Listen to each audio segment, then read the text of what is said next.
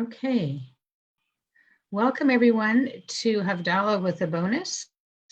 And as we are now in March, in the second month of Adar, second Adar, I decided to have one of our Purim backgrounds from last year's Purim spiel to get into sort of the spirit as we move forward in anticipation of Purim on the 16th to the 17th. And we're going to say the 17th is really what's really important about March 17th this year is Purim, but other people may say St. Patrick's Day as well. Yeah. But that's part of the absurdity of Purim is it is our fun spring fever festival holiday. So we are working towards that. And I think that's a good introduction for Rabbi Rachel. Hello, I mentioned that this week and next week are going to be Purim stories. Since we can tell the story of the Megillah twice, I think people have probably heard this story last year, but every time I tell a story, it gets to be a little different. First, though, I have a special guest who's with us tonight, who's also very everybody. Abby Kadabi. Oh, hi, Abby. We've missed you. So good to see you, Abby. Right. So she's very, very excited about Purim this year because it's one of the few times that she kind of like fits in because no one, looks at her strange because she's wearing wings and stuff because that's what people dress up with things. Actually, I may have a story that sort of relates to that next week. What? No, you can't fly in front of the screen when we're doing this. You have to sit quietly to the side while I tell the story. Yeah, I know. Okay, say hi to everybody. All right. So you can sit here. You can be here and watch while I tell the story, okay? All right, we are traveling to Chelm for this story. Chelm it's got its own kind of internal logic, if you can call it that. So, Jews everywhere prepare for fun and games on Purim, right? Because it's a fun time, right? And we dress up in costumes and we do silly things and we do Purim spiels and we have a lot of fun. And people sometimes look at rabbis with like, why are you doing that? Well, because this is a time that we can act fun. Yes. But for the Jews of Chelm, Purim was very different. You see, for them, joy was a very serious matter. Now, it didn't escape the people of Chelm that visitors always kind of left their town laughing. They never really understood why, but it made them proud nevertheless. It must be a special gift from God, they thought, the ability to make others laugh, and they didn't take it for granted. That's a case, actually, where I will agree with the people from Chelm. But no, they cherished it and they nurtured it and they worked hard at it. So while Jewish children all over the world were having fun on Purim night, the night before Purim, and told, no homework, don't worry, prepare your costumes, get all ready for the fun, the young scholars of Chelm hunkered down for the toughest, most rigorous part of the whole school year. There were exams, late night studies, sessions, and for the older children, special projects. That's why Danny was wide awake alongside of his little brother at midnight. Oh, Danny, said little Max, chewing on his pencil. Lemontashen, who were they named after again? Oh, that's Queen Esther's pet dog, said Danny. Just in case people don't know, that's not what Lemontashen are named after. Okay, but that's what they thought. I know this stuff is hard, but keep trying. You'll get it. You're a Chelmite. After a few minutes, he looked through Max furiously, flipping through some pages. What are you trying to find now? How many corners are there in Haman's three-cornered hat? Max asked. 3. That's easy to remember, Danny said, because there's the same number of fingers that you have on a hand. Now, if you think you've got it hard, you should hear what my assignment is. And he crumpled up another piece of paper and threw it into an overflowing garbage can. My class has to come up with the loudest grogger ever. We have to make one that makes the loudest sound you could ever hear. So when you read Megillah, you won't be able to hear Haman's name at all. Max looked at him and said, oh, that's got to be really hard. What are you going to do?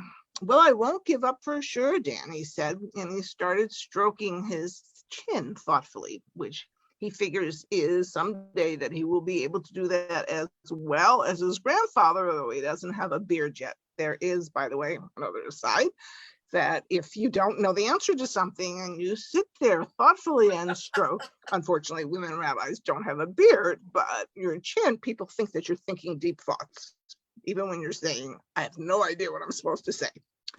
Anyway, so Danny kept thinking, what was the loudest noise possible? Was it Mom screaming when she found out that he'd used all her poppy seeds to lay a trail to school? That was pretty loud.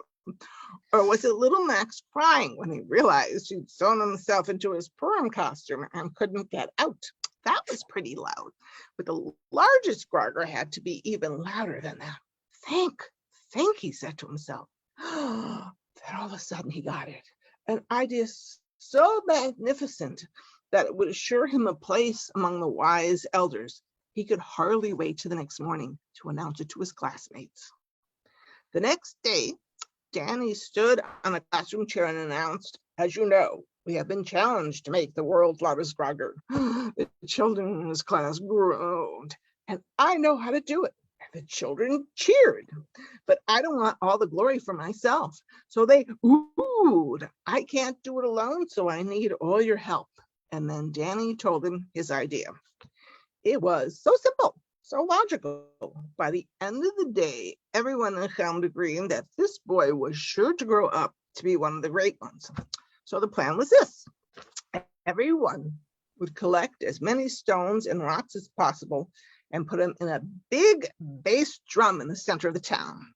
When Danny picked it up and shook it during the Megillah reading, the noise would be ear-splitting. Yeah, So right. for 3 days, everyone in Chelm gathered stones and rocks. Even the little children collected pebbles, so the drum filled quickly. Now at sunset, just before the start of Purim, Danny and his friends from school met at the town square to carry the world's largest grogger to shul for the Megillah reading. Some of you may be already sort of figuring out kind of the problem that's going to be coming up, okay? Because here was the thing. The drum was really big and it was filled with rocks. And when they started to try to pick it up, guess what? They couldn't move it. It was too heavy. Danny tried it. His face turned red from effort. His friends circled around and tried to do it. Everybody in his class tried to work together to pick up the drum and carry it to the synagogue. Drum wouldn't budge. Well, friends, Danny said, I think the drum is too heavy. He's a genius, his little brother said. But Danny wasn't troubled by this setback. Now, who remembers the riddle from math class last week? He called out, what weighs more, a pound of rocks or a pound of feathers? Does anyone remember the answer? Everybody looked at him puzzled. He said, the answer is a pound of rocks and a pound of feathers weigh exactly the same. Therefore, if we take all the rocks out of the drum and replace them with feathers, we'll be able to carry it easily. Brilliant, the children said, let's do it. So they took all the rocks out of the drums and everybody searched for feathers and filled the drum with feathers. And they took it to the synagogue where everybody was ready and the rabbi had just begun to chant the Megillah. Danny proudly rolled the drum up to the bimah. He could feel the eyes of the whole town watching him. When the rabbi came near the first mention of Haman's name, he nodded at Danny, and Danny picked up the drum and shook it with all his might. Nothing, not a peep, not a sound. Danny shook the drum harder and harder, but the feathers just puffed and fluffed silently.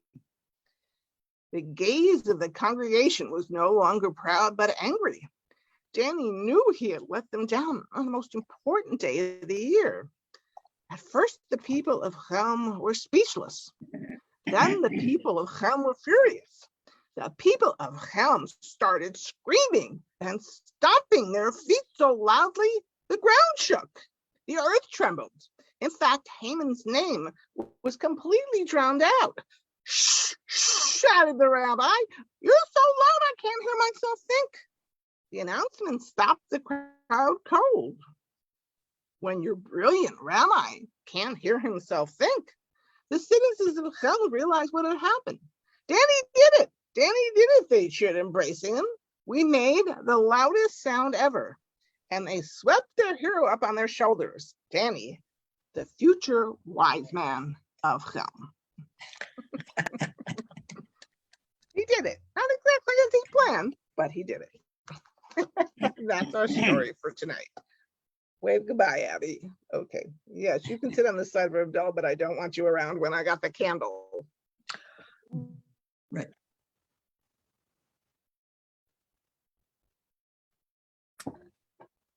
So when this morning the children in religious school made Hamantaschen, and Karen Hammer was saying she found a new book which she was reading to her class today, and instead of Hamantaschen, they were Hamantushies.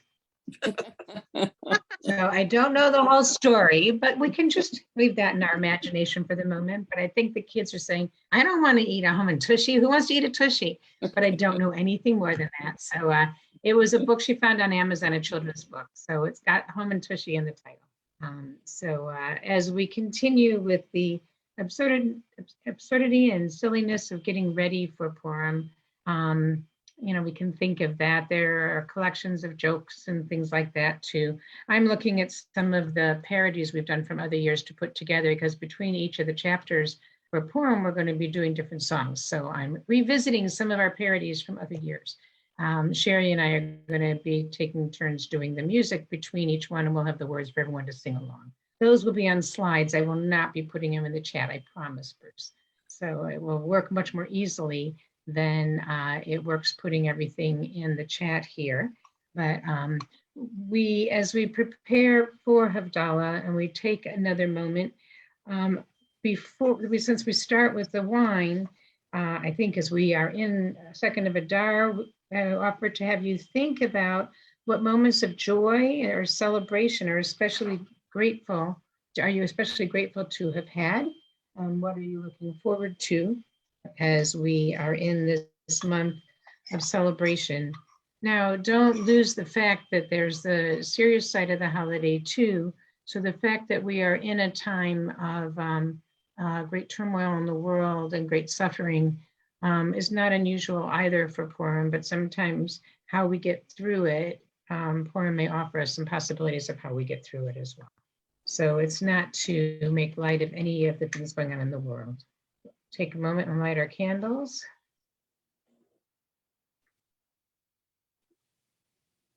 I started a new one. My other was getting way too short.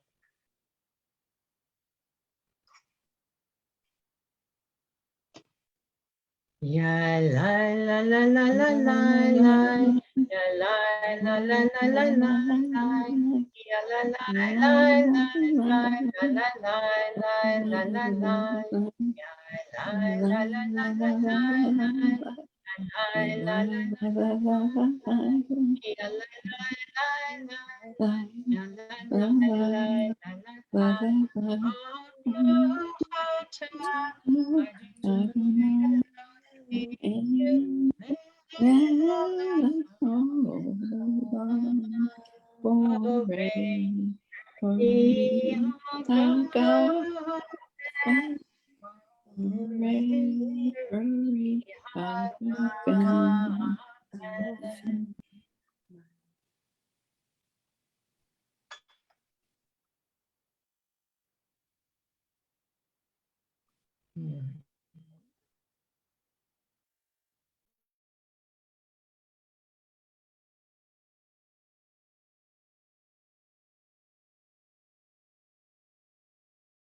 We continue with the spices. Ya la la la la la la la. Ya la la la la la la la. Ya la la la la la la la la la. Baruch atah Adonai Eloheinu melech haolam. Borei minei v'samim. Borei minei v'samim.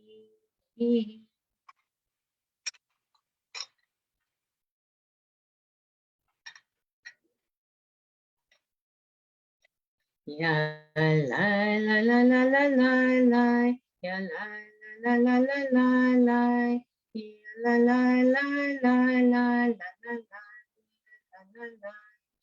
Baruch atah Adonai Eloheinu melech haolam. Borei me'orei ha'esh. Borei me'orei ha'esh.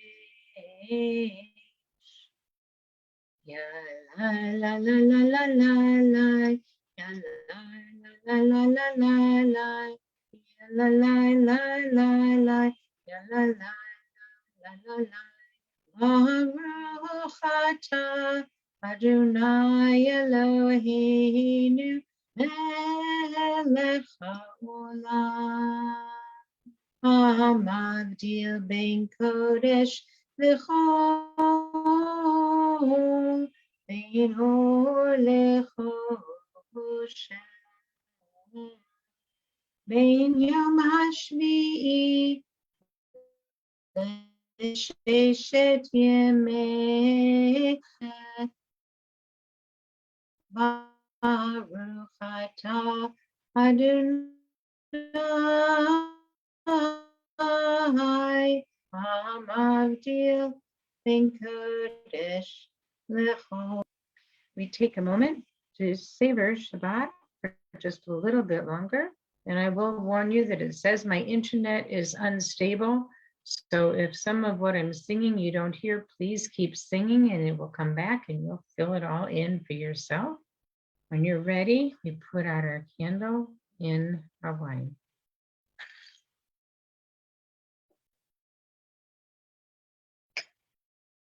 Eliyahu Hanavi, Eliyahu Hatishbi, Eliyahu, Eliyahu, Eliyahu Hagiladi, Bimera v'yameinu, Yavo Eleinu, Imashiach ben David, Imashiach ben David, Eliyahu Hanavi, Eliyahu Hatishbi, Eliyahu, Eliyahu, Eliyahu Hagiladi. I invite everyone to unmute so we can sing Shavua Tov together and wishing everyone a good week, a week of peace and gladness, reigning and joy should increase. Shavua Tov, Shavua Tov, Shavua Tov, Shavua Tov, Shavua Tov, A good week, a week of peace, gladness, reign, and joy increase. a good week, A week of peace, May gladness, gladness reign reign, and joy joy increase. Shavua Tov. Shavua Tov. It may sound like a cacophony of sound, but it is the way for us to hear one another's voices in song. What are you doing? Wishing one another a good week. I think those are the words to do that. Yeah. So we wish everyone on Facebook a Shavua Tov, a good week, and we will see you again next weekend to welcome Shabbat and to say farewell for Shabbat on Facebook once again.